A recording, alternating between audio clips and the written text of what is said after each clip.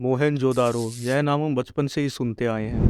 Mohenjodaro ancient India का शहर था, पर अब यह पाकिस्तान में मौजूद है। मोहनजोदारो की discovery archaeological survey of India के ऑफिसर आर.डी. बनर्जी ने करी थी 1919 में। पहले उन्हें लगा कि यह बुद्धिस्ट स्तूप है, पर बाद में जब और खुदाई हुई तो पता चला ये तो पूरा एक शहर है।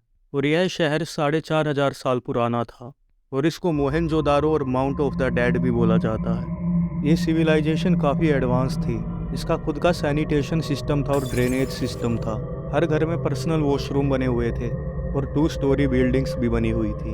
पर फिर अचानक क्या हुआ कि सिविलाइजेशन गायब हो गई। अगर हम गूगल से पूछे तो वो बताता है कि सिटी काफ़ी ओवर क्राउड हो गई थी। एक घर के ऊपर दूसरे घर बन गए थे और वहाँ के लोगों ने ड्रेन्स को मेंटेन करना बंद कर दिया था, जिसकी वजह से वो ब्लॉक हो गई थी। पर दोस्तों, मोहनजोदारो तो हमें कुछ और ही बताता है। इस वीडियो में हम बात करेंगे क्या मोहनजोदारो में न्यूक्लियर एक्सप्लोजन हुआ था, और क्या इस न्यूक्लियर एक्सप्लोजन के सबूत महाभारत में भी मिलते हैं। आर्कियोलॉजिस्ट मानते हैं कि 35,000 लोग मोहनजोदारो के शहर में रहते थे, और आर्कियोलॉजिस्ट को बस 43 स्केलेटन्स मिले जो हाईली रेडियो एक्टिव थे। 1977 में ब्रिटिश रिसर्चर डेविड डेवनपोर्ट ने बताया कि मोहनजोदारो में एक न्यूक्लियर एक्सप्लोजन हुआ था। जो मोहनजोदारो में स्केलेटन मिले, आर्कियोलॉजिस्ट ने पता लगाया कि उनकी इंस्टेंट डेथ हुई थी। साइंटिस्ट ने पता लगाया जो हिरोशिमा और नागासाकी पर एटम बॉम्ब गिरा था, इन स्केलेटन्स की रेडियो एक्टिविटी उससे 50 गुना थी, जिससे पता चलता है कि कुछ ना कुछ तो हुआ था मोहनजोदारो, जो हमको अभी भी ढूंढना है। आर्कियोलॉजिस्ट्स को 3 स्केलेटन मिलते हैं मोहनजोदारो में। इन तीनों स्केलेटन ने एक दूसरे के हाथ पकड़े हुए।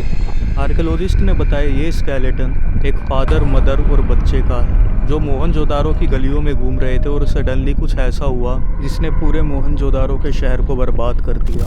यह एक्सप्लोजन इतना तेज था कि किसी को मौका भी नहीं मिला कि वो अपने घर के अंदर जाकर छुप सके। और ऐसा नहीं है दोस्तों कि इन स्केलेटन्स को दफनाया गया हो। ये स्केलेटन्स मोहनजोदारो की सड़कों पर मिले हैं, और ये स्केलेटन्स हाईली रेडियो एक्टिव हैं। आर्कियोलॉजिस्ट को वहाँ से मिट्टी के बर्तन मिले और कुछ ईंटें मिली, जो इतनी हाई टेम्परेचर पर मेल्ट हुई थी कि वो शीशे की तरह चमक रही थी।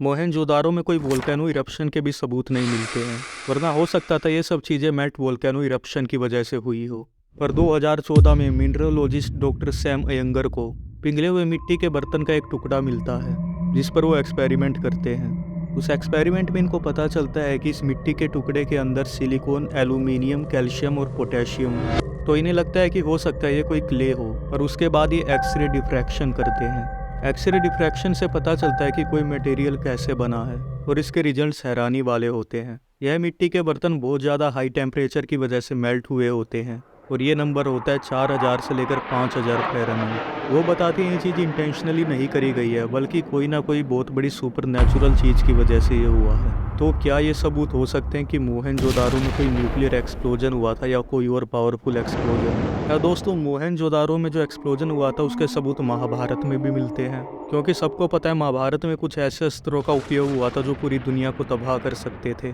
और महाभारत में कुछ लाइन्स लिखी हुई है जो मोहनजोदारो में हुए एक्सप्लोजन से मेल खाती है। उसमें लिखा हुआ है कि गोरखा नाम के एक तेज और शक्तिशाली विमान ने उड़ते हुए नीचे एक रॉकेट फेंका। उसके नीचे गिरते ही धुएं और आग का एक स्तंभ बन गया। उसकी रोशनी 10,000 सूरज जितनी तेज थी। वह एक अज्ञात हथियार था, मृत्यु का एक विशाल दूत, जो राख में तब्दील हो गया।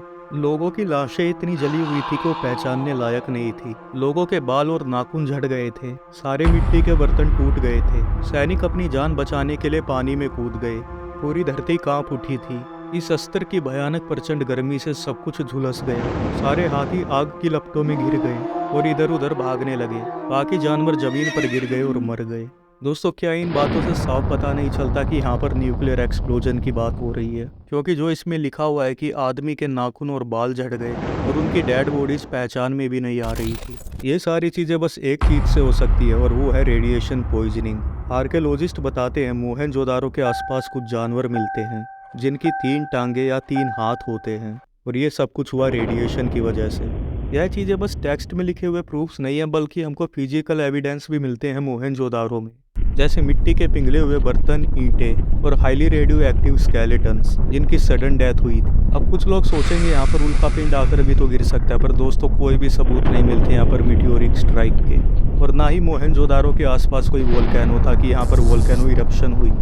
दोस्तों ये कोई माइथोलॉजी नहीं है बल्कि जीता जागता सबूत है कि हमारे प्राचीन काल के लोगों के पास कितनी एडवांस टेक्नोलॉजी थी। महाभारत में न्यूक्लियर एक्सप्लोजन जैसी चीज के बारे में लिखा हुआ है कि ये गोरखा नाम का विमान आता है और एक रॉकेट गिराता है धरती पर, और हमें यह सबूत भी मिलते हैं मोहनजोदारो में। हमको लगता है कि हमारी टेक्नोलॉजी बहुत ज़्यादा एडवांस है, पर जो टेक्नोलॉजी आज हम यूज कर रहे हैं उससे भी बहुत ज़्यादा एडवांस टेक्नोलॉजी हमारे प्राचीन काल के लोग करते थे। और सबसे बड़ी बात दोस्तों, अभी तो शुरुआत है कि साइंटिस्ट और आर्कियोलॉजिस्ट को ये चीज़ें मिलनी शुरू हुई है।